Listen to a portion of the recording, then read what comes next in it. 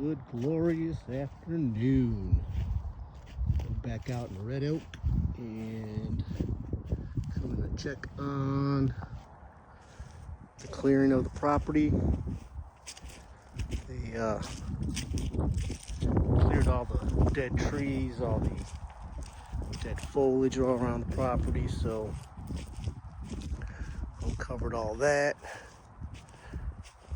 First thing we're going to do is put a roof on it and get that out of the way, and then we're going to move on into the inside. Not bad. These guys knocked it out. There's still some more work, but yeah. If you guys have anything that you guys want to sell, please let me know. Tacos, motorcycles, and real estate. Peace.